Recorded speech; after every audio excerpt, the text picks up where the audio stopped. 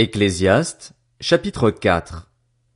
J'ai examiné ensuite toutes les oppressions qui se commettent sous le soleil. Les opprimés sont dans les larmes et personne ne les console. La force est du côté de leurs oppresseurs et personne ne les console. J'ai alors déclaré que les morts sont plus heureux d'être déjà morts que les vivants d'être encore en vie, et j'ai déclaré plus heureux encore que les uns et les autres celui qui n'a pas encore vécu, puisqu'il n'a pas vu le mal qui se commet sous le soleil. J'ai vu que toute la peine que l'on se donne et tout le succès que l'on recherche dans une entreprise ne sont motivés que par la jalousie de l'homme vis-à-vis de son prochain. Cela aussi, c'est de la fumée et cela revient à poursuivre le vent. L'homme stupide croise les bras et se détruit lui-même. Mieux vaut une poignée pleine de repos que 2 poignées pleines de travail et d'une activité qui revient à poursuivre le vent. J'ai examiné une autre réalité qui n'est que fumée sous le soleil. Un homme peut être seul, sans aucun proche, sans fils ni frère, et pourtant son travail n'a pas de fin et ses yeux ne sont jamais rassasiés de richesse. Pour qui donc est-ce que je travaille et me prive de bonheur? Se demande-t-il. Cela aussi, c'est de la fumée et une mauvaise occupation. Il vaut mieux être 2 que tout seul, parce qu'à 2 on retire un bon profit du travail.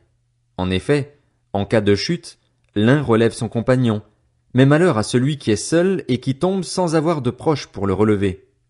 De même, si 2 personnes dorment ensemble, elles auront chaud, mais celui qui est seul, comment aura-t-il chaud?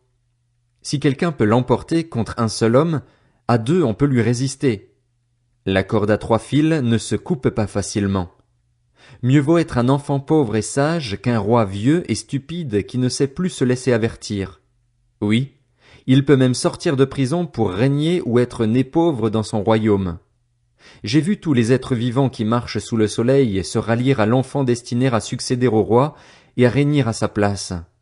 Il n'y avait pas de fin à tout ce peuple, à tous ceux dont il avait pris la tête. Pourtant, les générations suivantes ne se réjouiront plus à son sujet. Oui, cela aussi, c'est de la fumée, cela revient à poursuivre le vent. Veille sur ton pied, lorsque tu entres dans la maison de Dieu.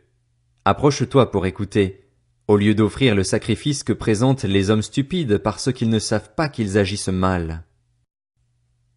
Ecclésiaste, chapitre 5. Ne t'empresse pas d'ouvrir la bouche. Que ton cœur ne se précipite pas pour exprimer une parole devant Dieu. En effet, Dieu est au ciel, et toi sur la terre. Que tes paroles soient donc peu nombreuses. Oui, les rêves surgissent dans un flot d'occupation, et la voix de l'homme stupide dans un flot de paroles. Lorsque tu as fait un vœu à Dieu, ne tarde pas à l'accomplir, car il n'aime pas les hommes stupides. Accomplis le vœu que tu as fait. Mieux vaut pour toi ne pas faire de vœu plutôt que d'en faire un et de ne pas l'accomplir. Ne permets pas à ta bouche de te faire pécher et ne dis pas devant le messager de Dieu que c'est un péché involontaire. Pourquoi Dieu devrait-il s'irriter à cause de tes paroles et détruire le travail de tes mains? Oui, s'il y a des absurdités dans un flot de rêves, il y en a aussi dans un flot de paroles. C'est pourquoi, crains Dieu. Si tu vois dans une province le pauvre opprimé, le droit et la justice violés, ne t'en étonne pas, car un homme de rang élevé est placé sous la surveillance d'un autre de rang plus élevé, et au-dessus d'eux il y en a de rang plus élevé encore. Ce qui représente un avantage pour le pays à tout point de vue, c'est un roi qui favorise la culture de la terre. Celui qui aime l'argent n'en sera jamais rassasié, et celui qui aime les richesses n'en profitera pas. Cela aussi, c'est de la fumée. Quand les biens sont nombreux, ceux qui les mangent le sont aussi. Et quel avantage en tire leur possesseur? Il ne peut que les voir de ses propres yeux. Le sommeil du travailleur est doux, qu'il ait peu ou beaucoup à manger, tandis que la satiété dont jouit le riche ne le laisse pas dormir. Il y a un mal douloureux que j'ai vu sous le soleil, des richesses conservées, pour son malheur, par celui qui les possède. Si ces richesses disparaissent à cause d'une mauvaise affaire, il ne reste rien entre les mains de son fils. Il est sorti nu du ventre de sa mère, et il repart aussi nu qu'il était venu, sans rien pouvoir emporter de son travail avec lui. Cela aussi, c'est un mal douloureux.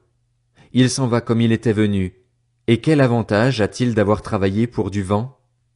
De plus, toute sa vie il mange dans l'obscurité, et il n'est pas épargné par le chagrin, la maladie et l'irritation.